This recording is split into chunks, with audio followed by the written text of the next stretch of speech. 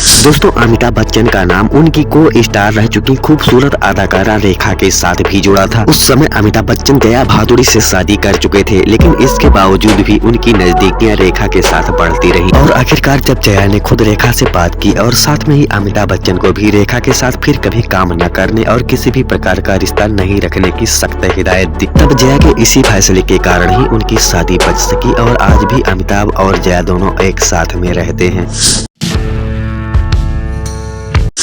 दोस्तों दिवंगत राजनेता और बिजनेसमैन अमर सिंह एक समय में बच्चन परिवार के सबसे करीबी माने जाते थे और जब अमिताभ बच्चन के कैरियर का ग्राफ नीचे गिर रहा था और उनके ऊपर लोन भी बढ़ता जा रहा था, उस समय अमर सिंह उनके साथ बने रहे। लेकिन दोस्तों बाद में इन दोनों का रिश्ता अनजान लोगों जैसा हो गया। एक बार इस बारे में बात करते हुए अमिताभ बच्चन को अमर सिंह ने लालची आदमी बताया था और कहा था कि अमिताभ बच्चन के मुश्किल समय में वह उनके साथ थे, लेकिन जब उन्हें मदद की जरूरत पड़ी तो अमिताभ बच्चन ने उन्हें दूर कर दिया।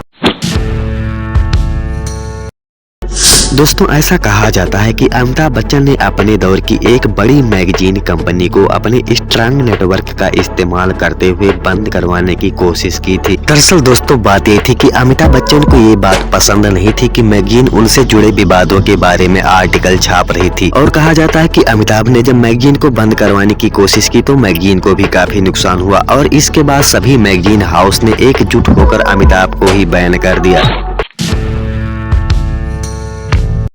दोस्तों शत्रुघ्न सिन्हा और अमिताभ बच्चन ने एक साथ काला पत्थर, नसीब, शान और दोस्ताना जैसी कई हिट फिल्में दी हैं। लेकिन दोस्तों इन दोनों अभिनेताओं के बीच में दोस्ती का गहरा रिश्ता होने के बजाय विवादों का रिश्ता ज्यादा रहा है। शत्रुघ्न सिन्हा ने अपनी बायोग्राफी में इस बारे में जिक्र किया है कि उन्हें अमिताभ बच्चन ने कई बार नीचा दिखाने की कोशिश की। अमिताभ बच्चन अपने साथ किसी भी स्ट्रांग स्टार को नहीं देखना चाहते थे और इसलिए उन्होंने शत्रुघ्न सिन्हा को कई प्रोजेक्ट से बाहर निकलवा दिया था।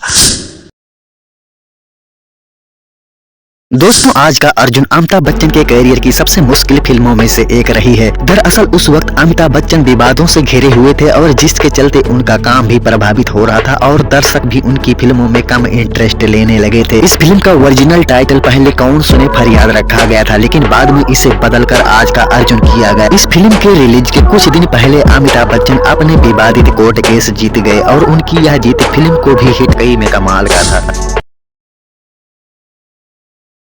दोस्तों अक्सर देखा जाता है कि जब भी कोई शख्स अमिताभ बच्चन की नकल करता है तो वो अपना एक हाथ अपनी जेब में डालकर रखता है। लेकिन दोस्तों क्या आप जानते हैं कि अमिताभ बच्चन के इस स्टाइल का ट्रेंड उनकी फिल्म शराबी से शुरू हुआ था और इस फिल्म में जेब में हाथ डालना उनकी स्टाइल का हिस्सा नहीं था, बल्कि ऐसा उन्होंने मजबूरी में किया था। दरअसल दोस्तों अमिताभ बच्चन का बायां हाथ फिल्म शराबी के शूटिंग के शुरुआत में ही दीपावली के मौके पर जल गया था और शराबी के शूटिंग के दौरान उन्हें अपना हाथ मजबूरी में अपनी जेब में छुपाना पड़ा था। लेकिन जब शराबी रिलीज के साथ सुपरहिट हुई तो उनका ये स्टाइल काफी लोकप्रिय हुआ और लोग इसे फॉलो करने लगे। दोस्तों बता दें कि अमिताभ बच्चन की फिल्म शराबी उनके कैरियर की सबसे बेहतरीन फिल्मों में से एक है और इस फिल्म के गाने आज भी काफी लोकप्रिय हैं।